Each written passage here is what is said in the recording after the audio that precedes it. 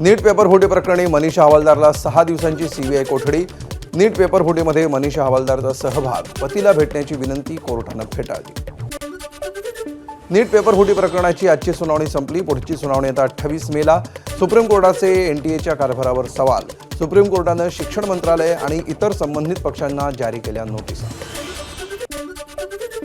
नीट paper फुटी प्रकरणामध्ये सीबीआयच्या तपासात एनटीए पॅनलमधील रसायनशास्त्र विषयाच्या एका तज्ज्ञ प्राध्यापिकेची भूमिका संशयाच्या भोवऱ्यात। अटकेत असलेल्या मनीषा हवालदारनं संबंधित तज्ज्ञाच्या सांगण्यावरून विद्यार्थ्यांना प्रश्नपत्रिका दिल्याचं सांगितलं, सूत्रांची माहिती।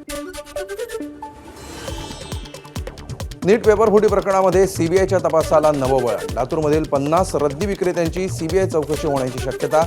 नीटचा पेपर आणि नोट्स रद्दीमध्ये विकले असण्याची शक्यता। नीट पेपर फुटी प्रकरणामध्ये अटकेत असलेल्या मोटेगावकरच्या अनेक प्रॉपर्टी आता तपास यंत्रणांच्या रडारवर। नाशिक गंगापूर रोडवर मोटेगावकरचा आलिशान क्लास, नीट परीक्षेचं सुधारित वेळापत्रक क्लासच्या बाहेर लावलंय। सीबीआयकडून संपत्तीची सुरू आहे चौकशी। लातूर तालुक्यातील गोंदेगाव गावातील विद्यार्थिनीनं नीट परीक्षेच्या तणावातून केली आत्महत्या। नीट परीक्षा रद्द झाल्यानंतर मानसिक तणावातून विद्यार्थिनीनं आत्महत्या केल्याचा वडिलांचा दावा। या प्रकरणी विद्यार्थिनीच्या वडिलांनी गातेगाव पोलिसांमध्ये दिला जबाब। संभाजीनगरमध्ये एमआयएम नगरसेवक मतीन पटेल नाशिक आयुक्त कार्यालयामध्ये चौकशीसाठी हजर। निदा खानला संभाजीनगरमध्ये आश्रय दिल्यामुळे मतीन पटेल यांची चौकशी सुरू। मतीन पटेलवर गुन्हा दाखल। शिवानी वडेट्टीवार याचे 1 महिना वय कमी पडल्यामुळे निवडणुकीतून माघार। चंद्रपूर, गडचिरोली, वर्धा विधान परिषद निवडणुकीतून घेतली माघार। उमेदवारीसाठी 30 वर्ष वय पूर्ण असण्याची अट। काँग्रेस कोणाला उमेदवारी देणार याकडे लक्ष। विधान परिषद निवडणुकीमध्ये महायुतीच्या फॉर्म्युलामध्ये बदल झाल्याची सूत्रांची माहिती। भाजप 12 जागा लढणार तर शिवसेनेला 4 आणि राष्ट्रवादीला 1च जागा मिळणार असल्याची माहिती। ठाणे, नाशिक, यवतमाळ, परभणीची जागा शिवसेना लढण्याची शक्यता, तर रायगड, रत्नागिरी आणि सिंधुदुर्गची जागा राष्ट्रवादीच्या वाट्याला येण्याची शक्यता।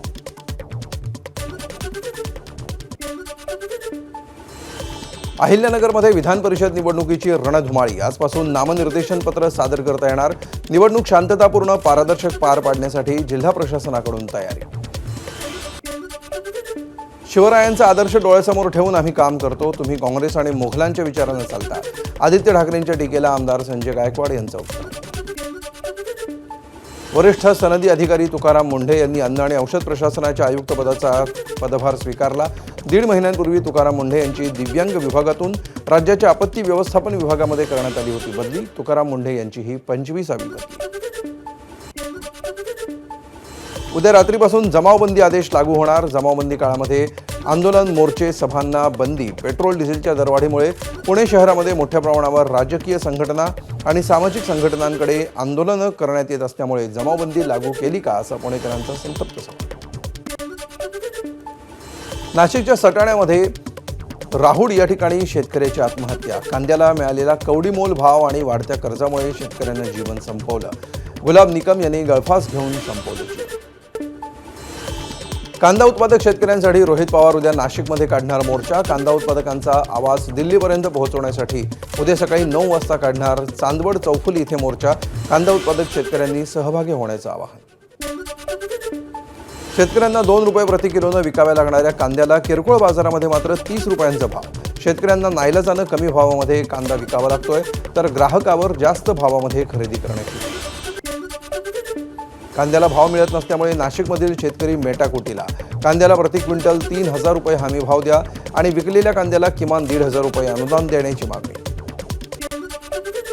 लासलगावमधील व्यापाऱ्यांनी दैनंदिन लिलाव प्रक्रियेमध्ये सहभागी न होण्याचा निर्णय घेतला मागे। त्यामुळे बाजार समितीतील कांदा आणि शेतमालाचे लिलाव सुरळीत सुरू राहणार। शेतकऱ्यांना मिळाला दिलासा। व्यापारी असोसिएशनचं बाजार समितीला पत्र।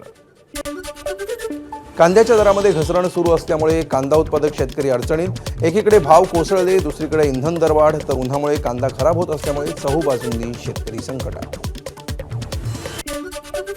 सांगलीतील आटपाडीमध्ये काल झालेल्या वादळी पावसामुळे डाळिंब बागांचं नुकसान। डाळिंब बागांची आच्छादनं उडून गेली। डाळिंबाची झाडंही मोडली।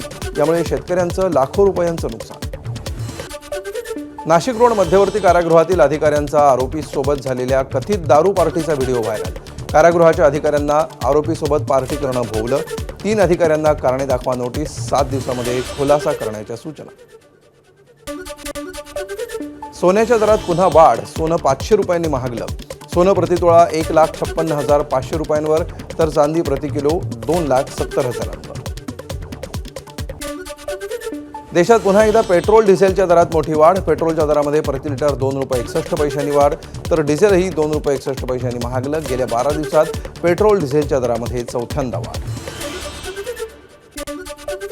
मुंबईतही पेट्रोल आणि डिझेलच्या दरात वाढ. पेट्रोल आणि डिझेलच्या दरवाढीनंतर आता मुंबईमध्ये पेट्रोलचा नवा दर 111 रुपये 21 पैसे तर डिझेलचा दर 97 रुपये 83 पैसे असणार. पेट्रोल आणि डिझेलच्या वाढणाऱ्या किमतींच्या निषेधार्थ आम आदमी पक्षाकडून पुण्यामध्ये बैलगाडी आंदोलन. पुण्यातील मुख्य रस्त्यांवरून आपच्या कार्यकर्त्यांमधून बैलगाडीतून प्रवास करत आंदोलन. कार्यकर्ते बैलगाडी घेऊन पेट्रोल पंपावर. पेट्रोल डिझेलच्या सततच्या दरवाढीविरोधात हिंगोलीमध्ये काँग्रेसच्या वतीनं तीव्र आंदोलन. शहरातील इंदिरा गांधींच्या पुतळ्यासमोर काँग्रेस कार्यकर्त्यांचा ठिय्या. केंद्र आणि राज्य सरकार विरोधात घोषणाबाजी. पेट्रोल डिझेलच्या दरवाढीविरोधात वंचित बहुजन आघाडीचा खोल्यात मोर्चा. मोर्चामध्ये मोठ्या प्रमाणावर बैलगाडी, घोडे आणि गाढवांचा वापर. केंद्र सरकारचा वंचितकडून निषेध. पेट्रोल डिझेलचे दर आणखी वाढणार. ये तो ट्रेलर है, पिक्चर अभी बाकी है. खासदार सुप्रिया सुळेंचं सूचक विधान. गेल्या 6 महिन्यांपासून सर्वपक्षीय बैठक बोलावल्याची मागणी केली, मात्र अजूनही बैठक नाही. सुप्रिया सुळेंचा आरोप. देशात पेट्रोल डिझेल दरवाढ होणार हे आधीच सांगितलं होतं. देश डबघायला येणार हे देखील राहुल गांधी म्हणाले होते, मात्र त्याकडे दुर्लक्ष करण्यात आल्याचा आरोप शरद पवारांच्या राष्ट्रवादीचे आमदार जितेंद्र आव्हाड यांनी केला. वाशिम जिल्ह्यामध्ये सलग 11व्या दिवशी इंधन तुटवडा कायम. चौथ्यांदा इंधन दरवाढ झाल्यामुळे सामान्य नागरिकांना याचा मोठा फटका. त्यामुळे ग्राहकांमधून नाराजी.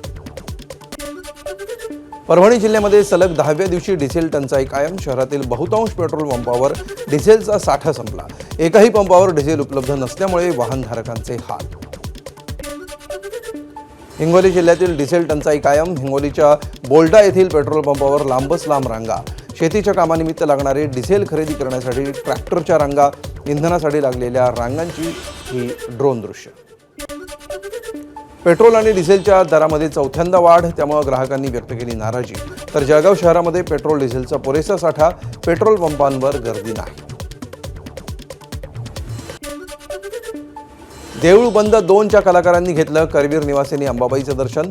चित्रपटाचे दिग्दर्शक आणि अभिनेते प्रवीण तरडे, स्नेहल तरडे, रमेश परदेशी यांच्यासह अन्य कलाकार अंबाबाईच्या दर्शनाला. युद्धाचा संकट कमी झाल्यानंतर पेट्रोल आणि डिझेलचे दर कमी होऊ देत. प्रवीण तरडेंचं देवीला साकडं. एबीपी माझा, उघडा डोळे बघा नीट.